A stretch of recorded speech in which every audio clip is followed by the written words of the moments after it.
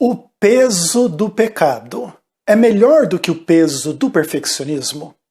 Eu sou Ezequiel Gomes, você está no canal Vem Senhor Jesus, e em junho de 2017 a Revista Adventista decidiu tratar o tema do perfeccionismo, tanto em suas implicações psicológicas quanto na realidade da distorção teológica que subjaz a essa compreensão da realidade.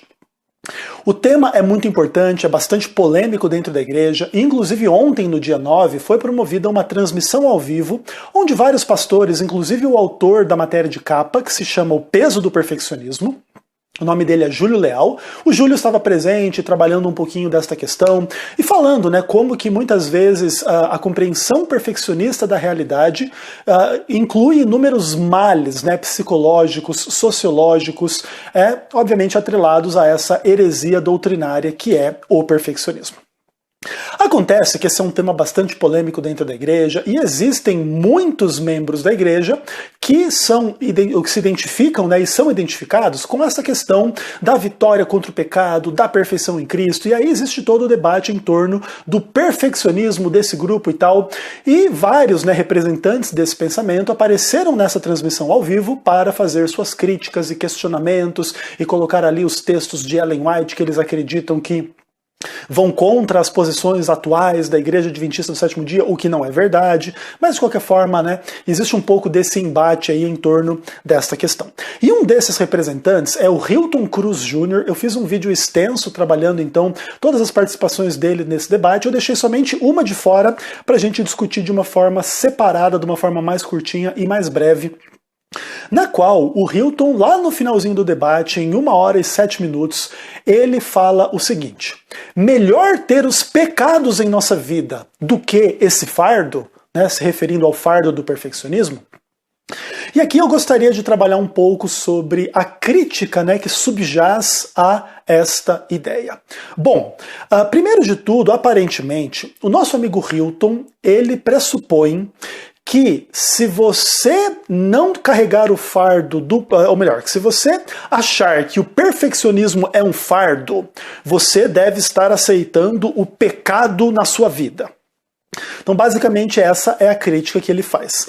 Então, ele está dizendo assim, olha, mas eu estou carregando, vamos pensar assim, o fardo de ser perfeccionista porque eu quero ser perfeito e vencer o pecado.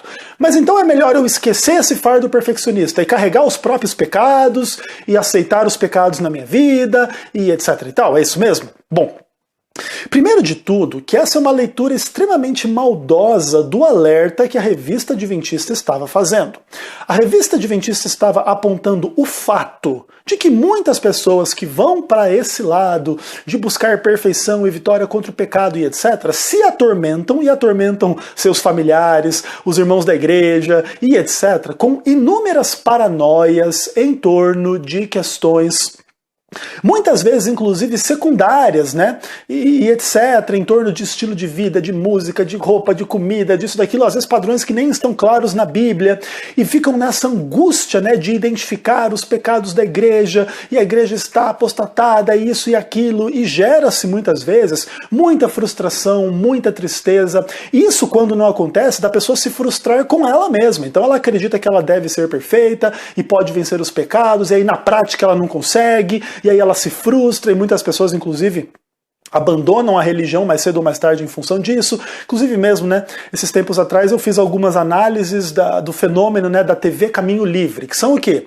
Pessoas que eram adventistas e se tornaram calvinistas. E uma das explicações lá que o Paulo César, que é um dos líderes dessa TV Caminho Livre, diz é por causa disso, que ele ouvia falar que ele podia vencer o pecado, mas ele na vida dele não conseguia, então ele foi a partir disso, dessa frustração, questionar a soteriologia adventista, questionar a teologia adventista e se tornou um calvinista, que ele acha que explica melhor esse fenômeno. E eu discordo absolutamente de que o calvinismo explique o fenômeno do pecado humano melhor do que a teologia adventista.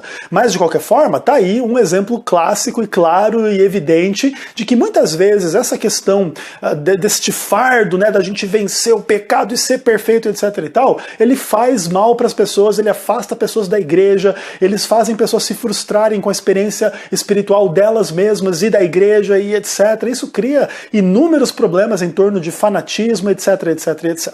Agora veja.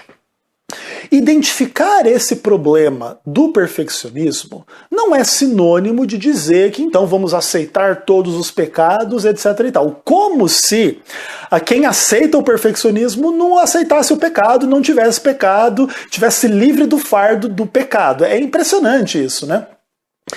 O que a Bíblia ensina sobre esse assunto?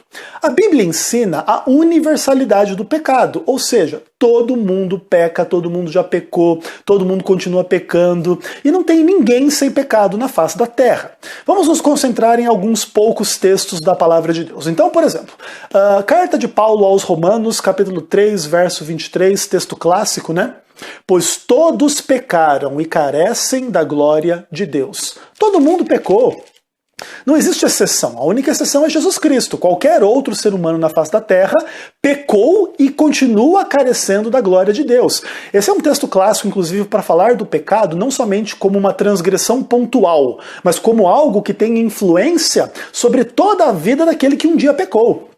Então lá, você pecou e carece da glória de Deus continuamente na sua existência. Isso fundamenta basicamente a ideia do pecado não só como transgressão, mas como um estado. É o estado daqueles que carecem da glória de Deus. Outro texto no mesmo livro de Romanos, né, capítulo 5, verso 12. Assim como por um só homem entrou o pecado no mundo e pelo pecado a morte, assim também a morte passou a todos os homens porque todos pecaram. Aqui está o texto clássico do pecado original, de que Adão e Eva pecou e introduziram a morte no mundo. E todo mundo morre porque todo mundo peca. A única exceção a isso é Jesus Cristo, que morreu sem ter pecado, e morreu pelos nossos pecados. Outros textos clássicos, né? Capítulo 7, versículo 18.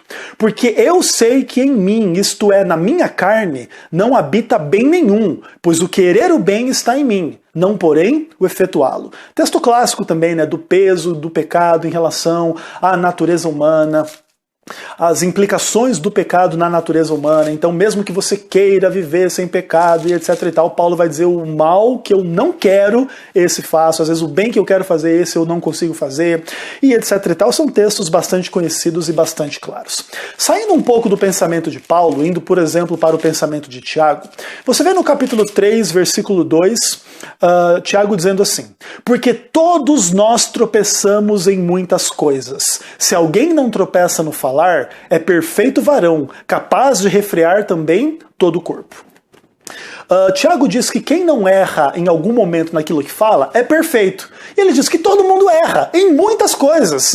Talvez não somente no que fala, né? No que pensa, no que deseja, no que faz, no que negligencia e etc. E essa é a teologia do Novo Testamento. Todo mundo peca em muitas coisas, não somente em poucas coisas. E por fim, texto clássico também da teologia de João. 1 João capítulo 1, verso 8, se dissermos que não temos pecado, a nós mesmos nos enganamos e a verdade não está em nós. Então perceba, quando a gente fala que o perfeccionismo ele é um fardo, isso não quer dizer que o pecado não é um fardo. Todos os textos que eu li aqui, eles de fato demonstram um fardo extremamente pesado que a humanidade carrega, que é o pecado. E todos pecaram, e todos pecam, todos tropeçam, e se disser que não tem pecado é mentiroso, e etc e tal. Isso quer dizer que tem pecado, ou seja, porque se você não tivesse pecado, você poderia dizer, olha, eu não tenho, eu tenho amor perfeito, eu tenho paz perfeita, eu tenho obediência perfeita. Se você tivesse tudo isso no nível da perfeição, eu garanto para você que você saberia.